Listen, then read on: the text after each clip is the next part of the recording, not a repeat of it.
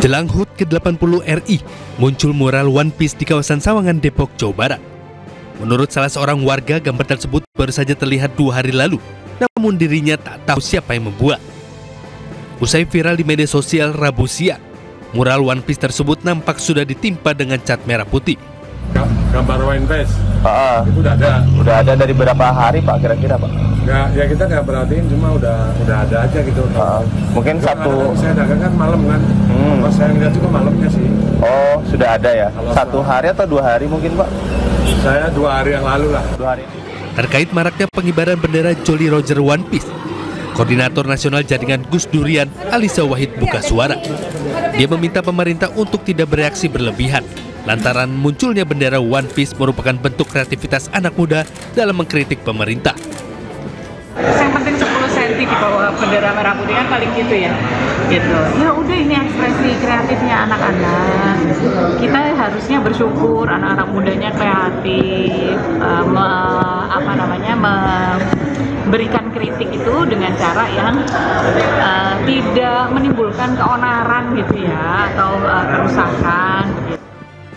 Sebelumnya viral di media sosial, bendera karakter bajak laut dari manga One Piece berkibar di sejumlah daerah, mulai dari atap rumah warga hingga kendaraan di jalan raya.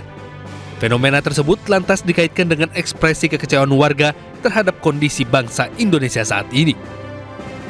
Tim Liputan iNews melaporkan. Sebelumnya di Kabupaten Tuban, Jawa Timur juga viral mural One Piece di salah satu tembok milik warga. Nampak mural One Piece yang belum selesai digambar di samping logo peringatan HUT ke-80 Republik Indonesia. Namun, hanya selang beberapa jam setelahnya, mural itu langsung dihapus dan ditimpa cat hitam. Penghapusan dilakukan dengan pengawalan yang diduga merupakan aparat TNI dan polisi. Usai ditimpa, rencananya tembok tersebut akan digambar dengan wajah tokoh pahlawan nasional. Sementara itu, terkait peristiwa tersebut, warga setempat berharap tak ada lagi kesalahpahaman. Ini yang ngecat dan teman-teman semuanya itu tidak tahu One Piece itu apa. Kita itu tugas ya biasa, itu kan ngecek lah sebagai teman-teman dari petugas dari TNI Polri, biasa ngecek karena pekerjaan mereka seperti itu.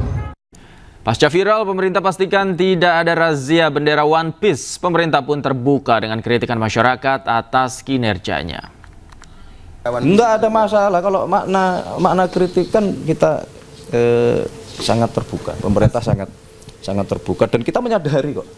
Kita menyadari bahwa memang masih banyak pekerjaan rumah, ya, masih banyak yang harus kita perbaiki.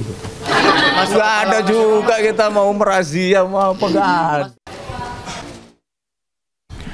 Tersangka kasus dugaan korupsi minyak mentah di anak usaha Pertamina Muhammad Riza Khalid akan segera ditetapkan dalam daftar pencarian orang atau DPO. Status DPO ini akan menjadi bagian dari pengajuan red notice ke Interpol. Penetapan DPO terhadap Riza Khalid dilakukan karena Riza sudah 3 kali mangkir dari panggilan penyidik untuk diperiksa sebagai tersangka. Penyidik juga telah mengajukan red notice sehingga saat ada aktivitas keluar masuk Riza Khalid ke suatu negara bisa terdeteksi. Jaksa Agung pun berharap Riza Khalid kooperatif dengan datang memenuhi panggilan sehingga tidak perlu dilakukan upaya paksa. Yang pertama, kita sudah melakukan pemanggilan terhadap MRC sebagai tersangka sebanyak 3 kali. Nanti selanjutnya ditindaklanjuti dengan langkah hukum, diantaranya penetapan DPO. Nah, ini kan kita lalui bertahap secara jenjangnya. Untuk memperoleh kita ke rilis ada tahapan yang kita lalui. Salah satu persyaratnya itu kan panggilan sudah sesuai aturan dan juga ada penetapan DPO-nya. Nanti diajukan red notice. Red notice sudah kita layangkan sambil melengkapi ketentuan-ketentuan. Nantinya diagendakan, dirapatkan dengan dari Interpol di sini.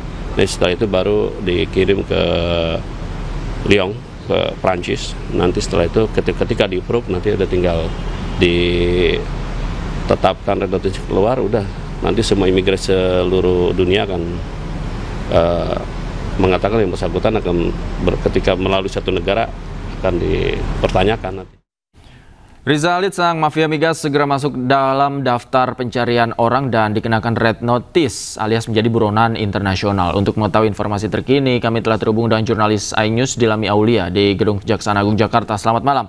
Dilami, bagaimana proses penyidikan atau upaya jemput paksa yang dilakukan Kejagung terhadap Riza Khalid?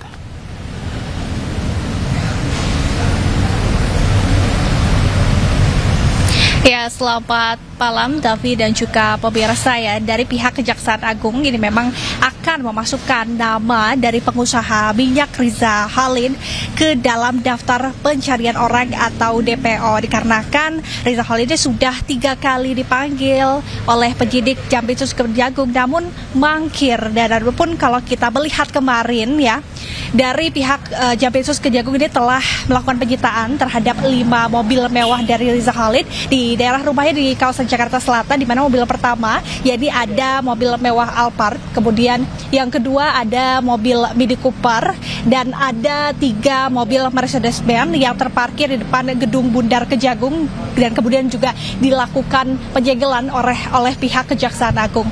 Adapun begitu, David dan juga pemirsa, Muhammad Riza Khalid ini memang sudah ditetapkan sebagai tersangka sejak 10 Juli 2025. Dalam hal ini adalah terjerat dugaan kasus korupsi tata kelola minyak mentah dan produk kilang PT Pertamina Persero dari 2018 hingga 2023, di mana penetapan buron atau DPO-nya Riza Khalid sebagai syarat untuk red notice ya, di mana dari pihak Kejagung sendiri ini masih memproses terkait dengan red notice-nya ke Interpol. Sebelumnya dari pihak Kejaksaan Agung ini telah memanggil Riza Khalid sebanyak 3 kali, 24 Juli, 28 Juli, dan juga 4 Agustus 2025. Namun begitu, Riza Khalid masih terus mangkir, dan dari kasus ini sudah ditetapkan 18 tersangka, namun hanya Riza Khalid saja yang memang belum datang dalam melakukan pemeriksaan. Dan dari pihak Kejagung sendiri memang berharap bahwa Riza Khalid ini bisa segera ditemukan begitu ya,